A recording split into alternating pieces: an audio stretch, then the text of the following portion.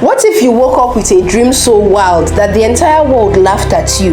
Yet within a few years, that same dream would shatter the boundaries of the known world and rewrite human history.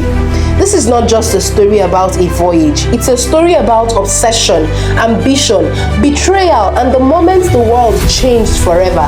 Today's tale is that of Christopher Columbus.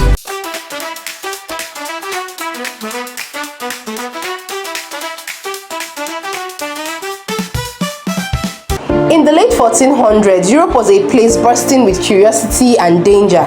Spices were gold, rumors were currency, and the world beyond the horizon was a mystery no one had dared to crack. But in the small port city of Genoa, Italy, a young weaver's son named Christopher Columbus grew up staring at the ocean as if it was whispering secrets only he could hear. Columbus wasn't born into wealth. He wasn't born into royalty. What he was born with was an unbelievable, almost stubborn confidence that he was meant for something greater. As a teenager, he became a sailor, navigating storms, pirates, and death itself across the Mediterranean. But the more he sailed, the more one idea consumed him. What if the fastest way to Asia is west?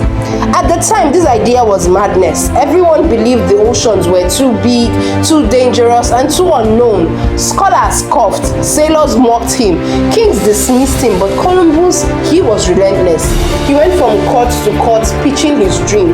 Give me ships, give me men, and I will give you a route to the riches of Asia. Portugal said no. England said no. Even his own city ignored him. But then, he reached Queen Isabella of Castile. At first, she also refused. The plan seemed impossible. The calculations were questionable. But Columbus kept pushing. Years of petitions, debates, and negotiations. And then in 1492, she finally said, "We'll sponsor your voyage." 3 ships were prepared: the Nina, the Pinta, the Santa Maria. Columbus stepped aboard as their admiral, staring into the endless Atlantic. But the truth was harsher than the legend. The voyage was terrifying. Weeks passed with no land in sight. Supplies dwindled. Sailors muttered about mutiny. Columbus wrote in his diary that even he feared they might never see home again. But then on October 12, 1492, a shout from the Pinta, "Tierra, tierra, land!"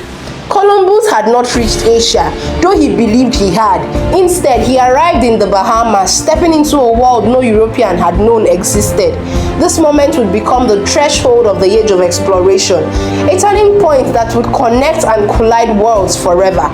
Columbus made 4 voyages in total. Each journey brought discoveries, dangers, storms, shipwrecks, conflicts with indigenous people, and growing political pressure. His relationship with the Spanish crown grew tense. Accusations of misrule and cruelty led to his arrest. He was once the hero of Spain, but he died in 1506, still insisting he had reached Asia, never knowing he had revealed an entirely new continent.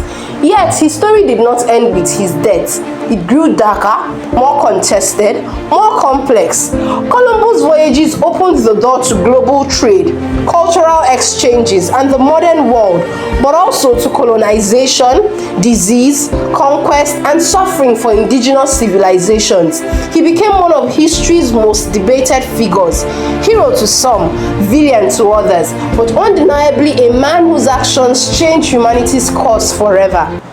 Christopher Columbus didn't just sail across the ocean. He sailed into legend, into controversy, and into the very fabric of world history. And whether you see him as a brave explorer or a deeply flawed adventurer, one thing is certain: the world we live in today began the moment his shadow fell on that distant shore. What do you think of Christopher Columbus? I'd like to know in the comment section. For more stories like this, please click on the like button, share, and subscribe.